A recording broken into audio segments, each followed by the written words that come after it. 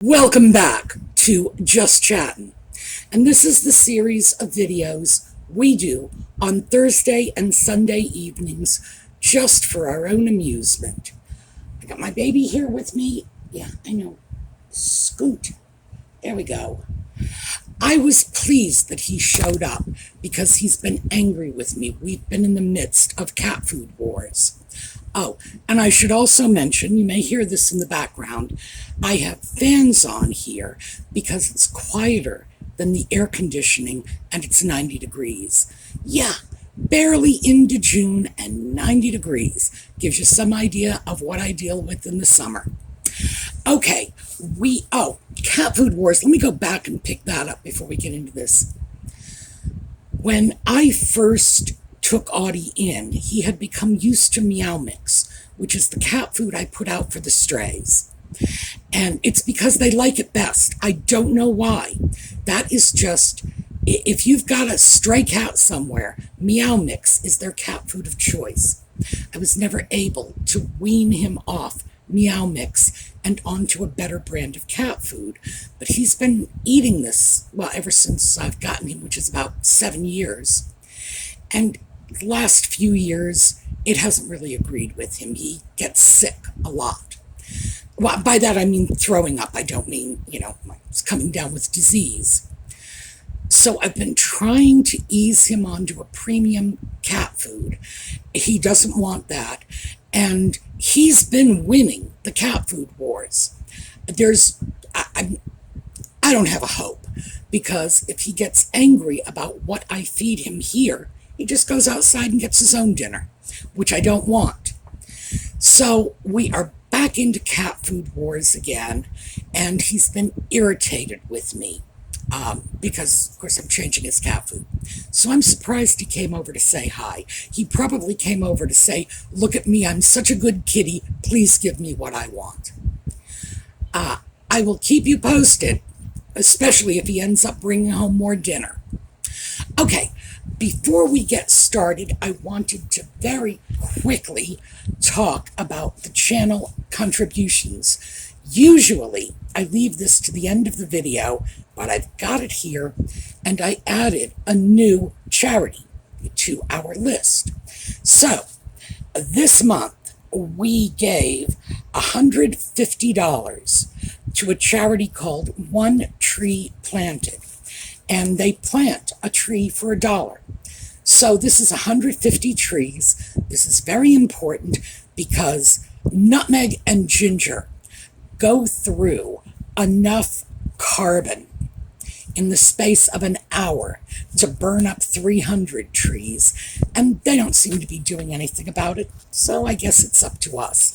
And I'm serious. Their carbon footprint is, well, the only thing bigger is the United States Air Force carbon footprint, and at least we get a nice show from the Blue Angels for that one. I think next time we do an environmental charitable contribution, I'm probably going to make it to the Earthshop Prize, Prince William's charity, just because I'm going to twist the knife just a little tiny bit. Yeah, we're doing this because they won't, and they are doing more environmental damage than any other single family I know of. So, $150 for them. Additionally, there was $129.63, that's £100 UK, to PTSD resolutions, because we had $272 in our fund, $100 from the channel, and the remaining came from Sharon, Kathleen, Karen, and Loretta. And thank you, ladies, very much. And some of them, Karen in particular, has been donating, and not small donations either, to the giveaways since the beginning of the year. Now, on our subject of giveaways, I sent an email to Trevor Colt. I hope to hear back from him, just to find out if his channel is still demonetized. If it is, we are going to continue, because what happened to him was wrong. He was targeted by Nutmeg, by the sock puppet, by their crazy fans, and I I don't feel it was right that he be silenced, and I know most of you agree with me. That was just plain wrong, especially since the only thing that came from this censure was depriving a worthwhile charity of donations, much needed donations. So we'll find out. If his channel has been monetized again, then we can actually take some of that money and put it to other charities. We're still going to support PTSD resolutions, but it will no longer be up in the range of #1 priority on our list. So that's all. Let's see. Today, we are going to continue with our discussion of the rumors that just won't die. And this is the set of rumors that I know you have all been waiting for. So when we come back, we are going to talk about pregnancies and putative babies. So we'll see you in a minute.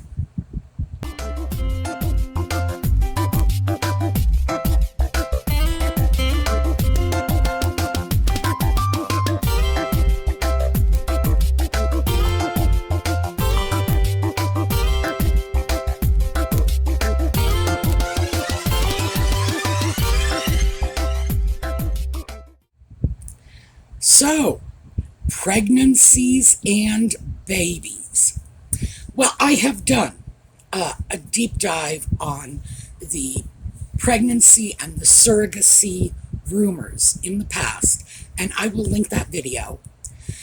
So, if you want a lot of detailed information, that's where you'll get it. Today, I thought we would just talk in overviews. So, what happened? Where did these rumors get started? Well, I think the #1 jumpstart was when Nutmeg showed up at Eugenie's wedding. Oh, by the way, I should mention, our British friends claim I'm mispronouncing that. Personally, it's not a big deal to me. I don't consider Eugenie to be anything more than a social media princess. It's not like Catherine, where I will go out of my way not to call her Kate Middleton. So, Eugenie. I had a friend named Eugenie in school. That is the American pronunciation, and I'm sticking with it. She shows up at Eugenie's wedding wearing a tent coat with 5 buttons. The top 2 were buttoned, and the other 3 were left open, as if she could not button this tent over her large and pregnant belly, and she was 2 months along. All you have to do is count on your fingers 2 months. Now, was it necessary? Of course not. So from the very beginning of this alleged pregnancy, she was milking it for all it's worth. I have another photo here, and this photo is from the end of October. So this would be somewhat under 3 months. And I gotta tell you, this is the largest 3-month pregnant belly I have ever seen in my life. And that includes the mother of the Dion twins. And seriously, even 5 babies wasn't that big. There's like an octomom out there somewhere who was not that big at 3 months. It just beggared belief.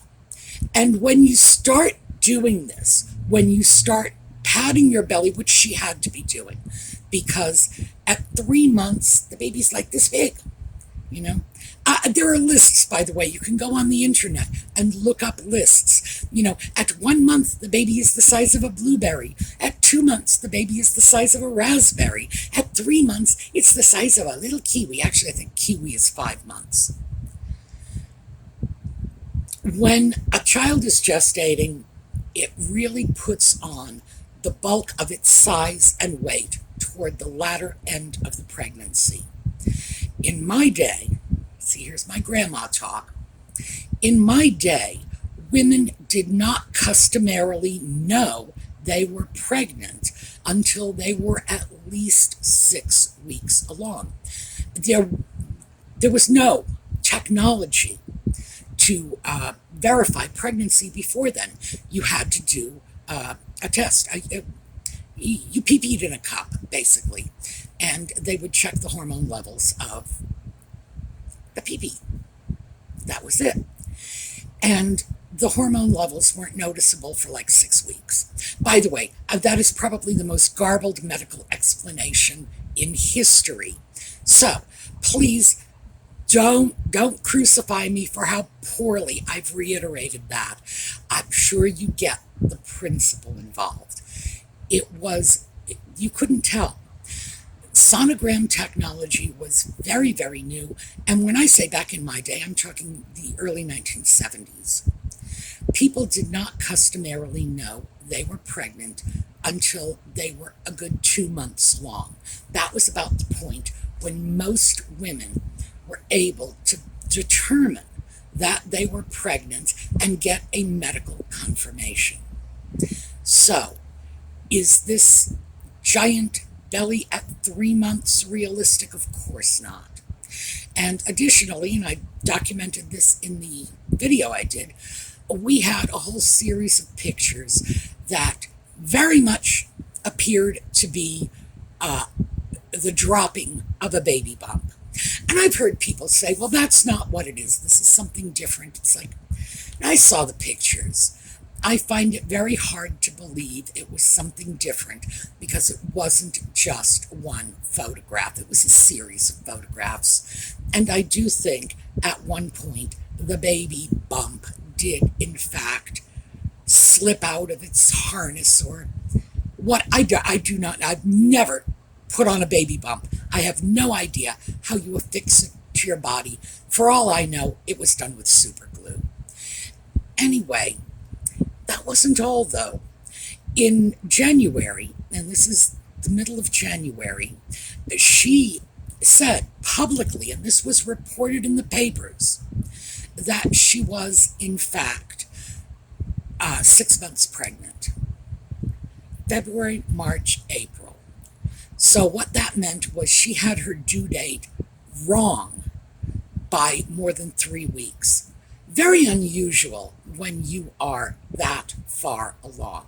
Ordinarily, today, when you are in your 4th, 5th, 6th month, they're not making mistakes like that anymore. That was a mistake they made in my day. Remember, sonogram technology, very new and not widely available? Well, it's not a 21st century mistake. So certainly that was indicative of something unusual going on in the pregnancy. Additionally, we had the fact that Nutmeg, as a geriatric mother, and this is very important, as a geriatric mother, was apparently trying to have a private home birth, and that was widely reported as well, that she wanted the baby at home, which is, well, for a first-time geriatric mother, that's just plain cracked. And from what I understand from the way it was reported, was she and the sock puppet and Doria were going to be delivering the baby, which again brings it to a whole new level of cracked. So that was an issue.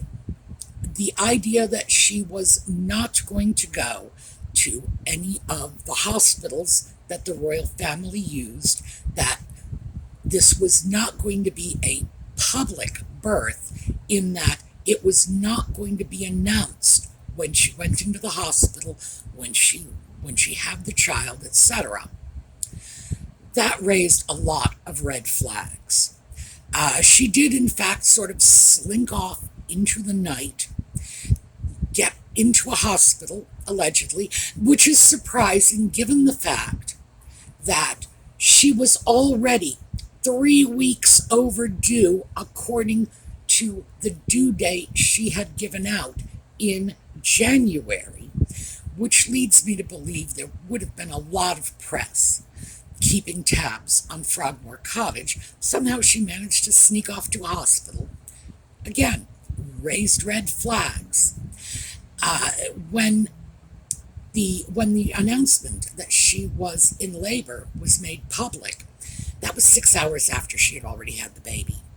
And that level of disinformation, lying, okay, it's not disinformation, it's a lie, okay? So I'm not going to get into the politically correct terminology. Lies like that, intended to obfuscate things, and this bizarre notion that the birth of a baby, allegedly in the line of succession for the British royal family, would be a private matter. No. It's a public matter, and has been for centuries, and anyone marrying into the royal family certainly has to know that. This is not a secret. It's not as if somebody sprung it on her when she was 8 months pregnant. Oh, well, these are public events. No, she certainly would have had to know that. But she intentionally obfuscated this. Birth certificates came out, and they were revised. And apparently the bone of contention was that the original birth certificate said Rachel Meghan, Duchess of Sussex, which is in fact not her title. Her title is Meghan. Her title is Duchess of Sussex. It would be Meghan, or will be Meghan, Duchess of Sussex, if/when she and the sock puppet divorce. But until then, no. So there was a lot of smoke and mirrors around this pregnancy. Now, in the video I did some time ago, and keep in mind, at that time, I did not have the last 4 years of lies, deliberate lies, backpedaling on the lies, and obfuscations that we have had since then. So that wasn't there. When I originally did this, I had said that I was fairly convinced, 55%, I believe I said, 55% convinced that Nutmeg was actually pregnant and actually had a child. But, the doubt was high, 45%.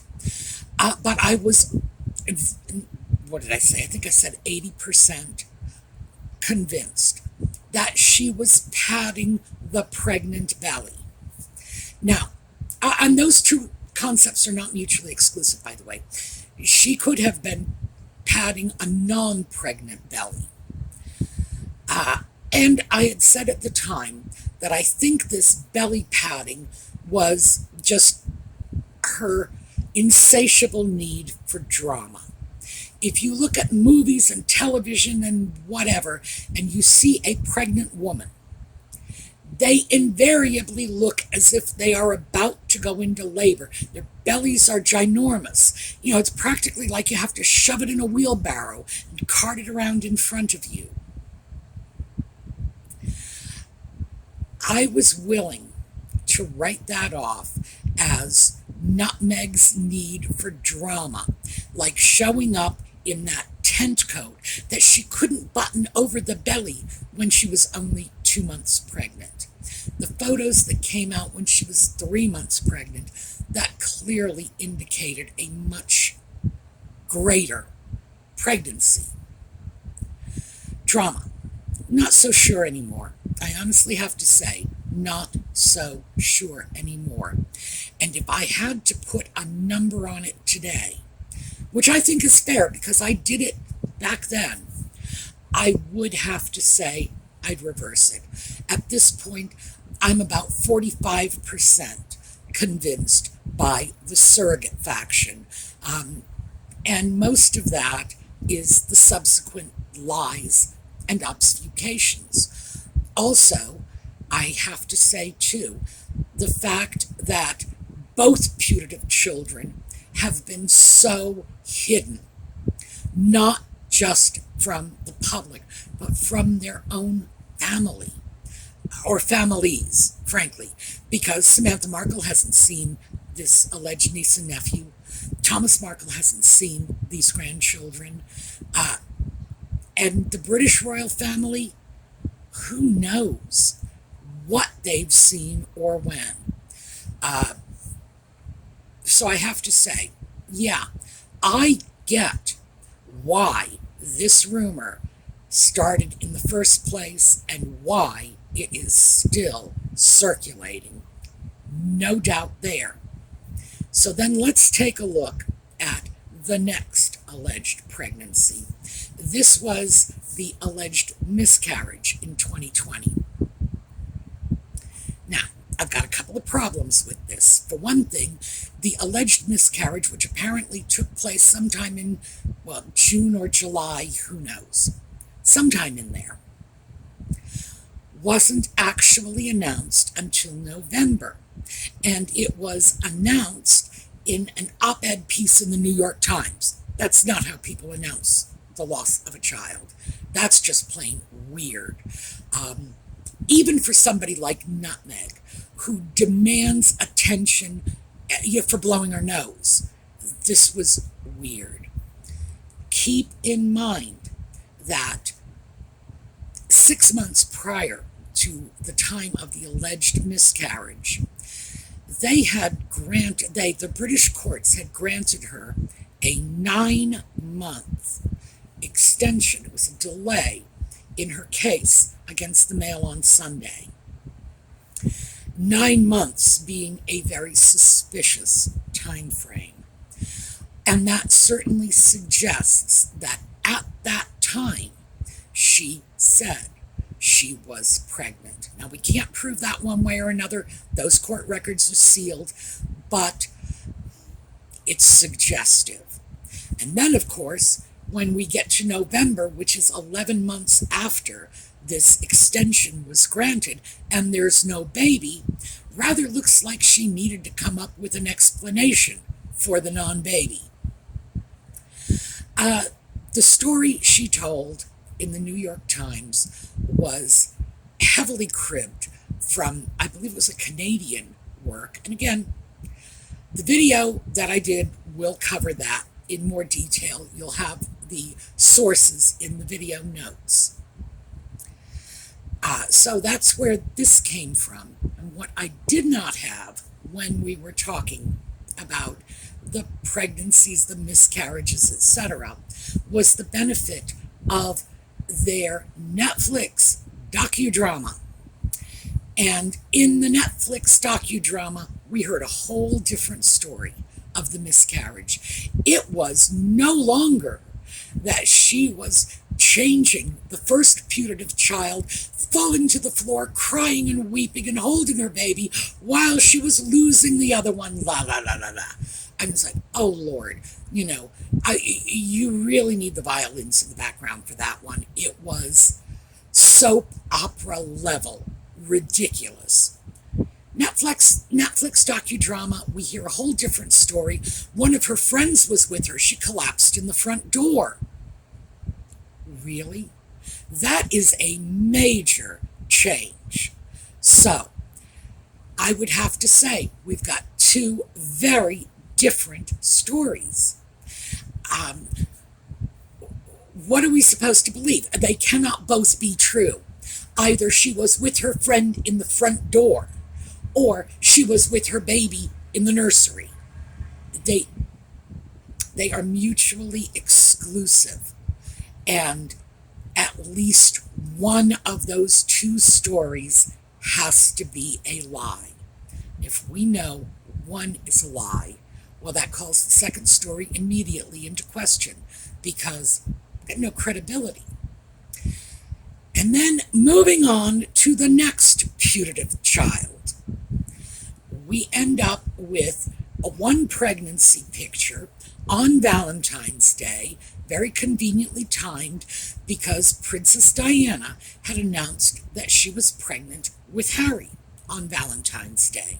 Now, in fact, we know she was. Diana was in the public eye from the moment she was married until pretty much the moment she died. So, her pregnancies, both of them, were on the front pages, start to finish. Diana's situation is not in question at all. But apparently, this is when Nutmeg decided to reveal it with this strange photograph, which we know was photoshopped. Now keep that in mind. The photograph was allegedly in front of a tree that wasn't there. So that one has already been amply debunked by many, many other people. So if one part of the photograph was photoshopped, just like I said about the two miscarriage stories, if one falls, the other is immediately called into question. Immediately. Because we know it's not real. And, well, maybe it's real in one part, it's not real in the other. Oh, no. Once you start playing those games, we have the right to question everything you have to say. So, that's the pregnancies. Additionally, of course, we had the fact that Nutmeg was caught. She was photographed carrying around a doll that she was passing off as her alleged baby. That throws everything into question. If she used a doll once, who's to say she didn't use it many more times? There are many people who contend that the baby Harry was holding in early May, when they did the public announcement of Archie's alleged birth, many people say that was, in fact, a reborn doll. I do not know. The doll did not move, but newborn babies can, and often do, sleep like logs for most of the day. Could he have been holding a real baby that was simply sound asleep and not moving? Yeah. On the other hand, holding a newborn baby that is sound asleep and walking a much older child with two dogs moving around and having that baby's hand tied up around your neck, that's a doll. So I can absolutely say one time we caught her with a doll. Calls everything else into question once again. And it's an issue of everything that is being revealed ends up being debunked. My impression at the end of the day is maybe they've got these kids, maybe they don't. Even if they do have these kids, and these are not models or friends' kids or, who knows, utterly photoshopped. For all I know, they have a graphic artist painting babies into the film. They're right outside Disneyland. They've got some fabulous graphic artists there. Who knows? Regardless of that, we still have questions about how these children came into the world and how they came into the family. So this is why the rumors are not going anywhere. It's not a question of people are falling into conspiracy theories or people are overly paranoid. As I say, and like you can check out that video where I said I was about 55% certain she had actually been pregnant with Archie, and now I'm telling you that dropped 10%. And it dropped 10% because of 4 years worth of lies and obfuscations of different stories coming out. And anytime they tell you one story, you could pretty much bet a couple of months, maybe a couple of years later, they're going to come up with a completely different and utterly contradictory story. This is why people don't believe them. This is why the rumors circulate and gain credibility. The fact is, if they were more honest about everything in their lives, they would have more credibility. If they were more honest and more open around the birth of their children, they would have more credibility. Because the simple fact is, we all know more about the births of casual friends' babies, of coworkers' babies, people down the street, than we do about children who are in the line of succession and may well be eligible at some point in the future to funding from the wallets of the British taxpayers. And of course, if the sock puppet gets his way as he is fighting for IPP status, they will end up being eligible for services from the wallets of the US taxpayers too. And all of this is contingent upon their place in the succession of the British royal family. As Harry himself says, I was born to this risk. Were his children? I don't know. And a lot of people don't know. And that's why those rumors are out there. That's why they're not going anywhere. So, that's what I have for you today. I will see you all over the weekend for the Escaping 2020 videos and for the Just Coffee and Conversation videos.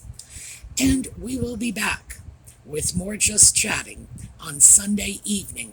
We're going to take a look at a slideshow on our way out, and I will see you all next time. Have a terrific day.